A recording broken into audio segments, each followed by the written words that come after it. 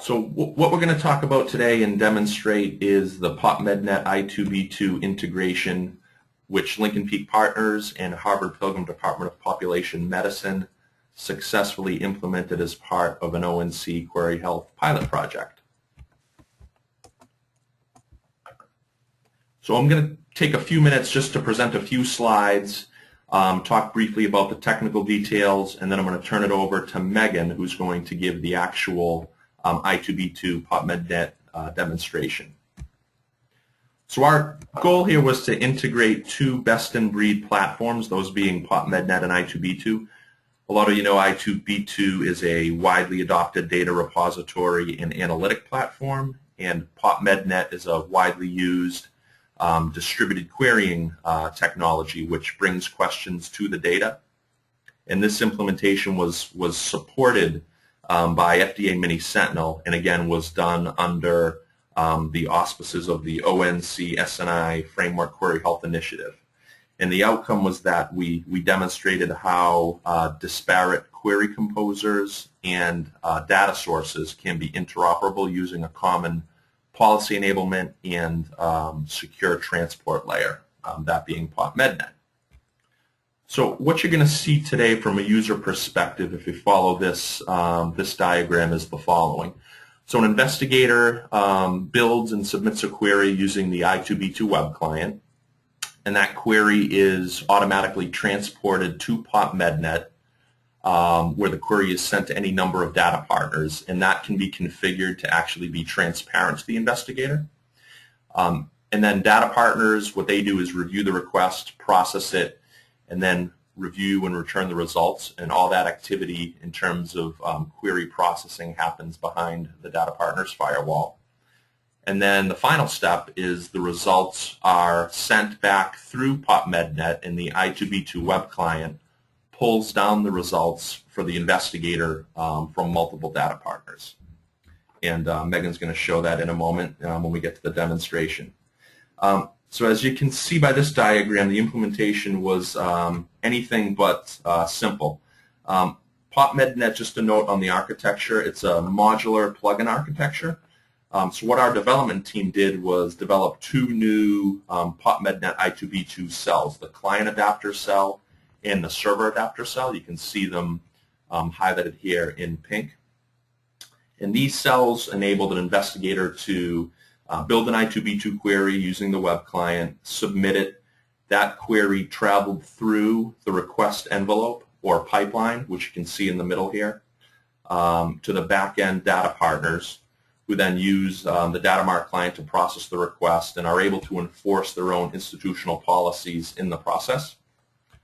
And just a couple of details on the cells that we developed. The client adapter cell on the front end serves as the request web service and handles the communications between the i2b2 Hive and the PopMedNet portal. And this cell converts i2b2 queries by wrapping the i2b2 message format as a PopMedNet document and ushers it through the PopMedNet distributed workflow or pipeline.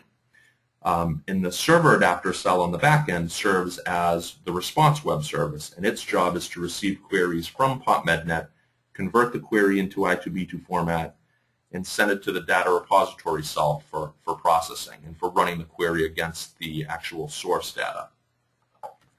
So that's just a short overview of the technical details, and now I'm going to turn it over to Megan, who's going to give a short demonstration for what this looks like.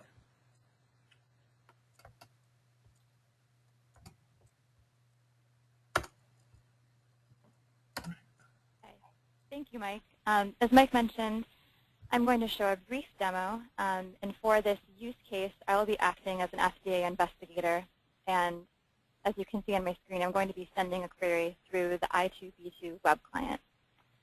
So to start this query, I'm just going to select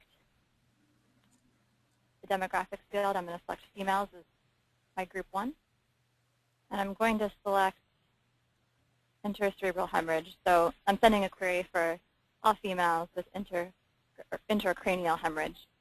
I'm going to run this query through i2b2 just to get the number of patients. And as this query runs, it's actually being sent, as Mike mentioned, through the PopMedNet infrastructure, through the PopMedNet distributed workflow. And just to show that, I also have up the PopMedNet portal, and I have a list of requests, and we can see that the request that I just submitted at 10:46 a.m. is up top right here. So now we know the PopMedNet has received the query, and I'm going to put my hat on as a data partner and show you how to respond to this request as a data partner. So this is my data mart client, where the data partners respond to queries behind their own firewall before they send any response back. In order to run the query, I'm just going to open up this request. It's now loading the information for me to review.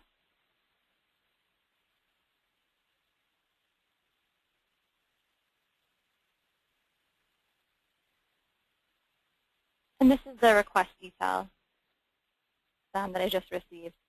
At the top here, this is the request XML. And if I run the query, what will appear under the response is the response XML.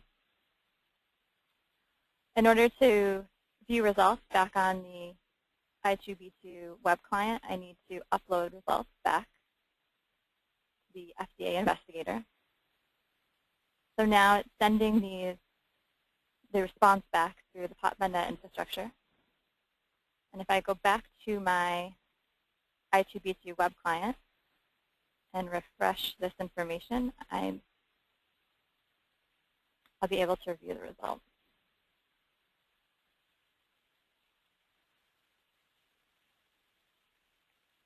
As this is loading, under query status, the result should appear. And I have my patient count for females with intracranial hemorrhage right here. And just to finalize the demo, I want to show the request back in PopMedNet on the PopMedNet portal. And I can see that on this next page, the request detail of where it was submitted.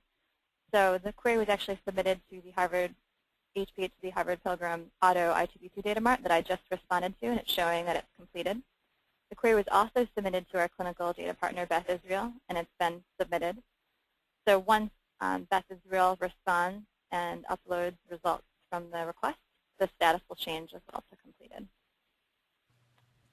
So that concludes my brief demo, and I'll hand it back over to Mike. Thanks, Megan. So in summary, what you saw was PopMedNet, the secure distributed querying workflow where questions travel to the data, and data owners, as Megan described, are able to implement their own institutional policies with respect to how they choose to process queries. And that's all using the rights and workflow functionality within PopMedNet. And you saw PopMedNet's ability to support external plugins such as the i2b2 query composer. And PopMedNet is analytical tool and data source agnostic. And investigators can really use what analytical tools and data sources they have rights to use on the network. These front ends and back ends can even be mixed and matched and are implemented with what we call a model adapter. And again, the secure transport layer of PopMedNet is agnostic to both analytical tools and data sources that investigators and data partners need to use. So that concludes the demo and presentation. Thanks for tuning in. For more information, you can visit popmednet.org or lincolnpeak.com.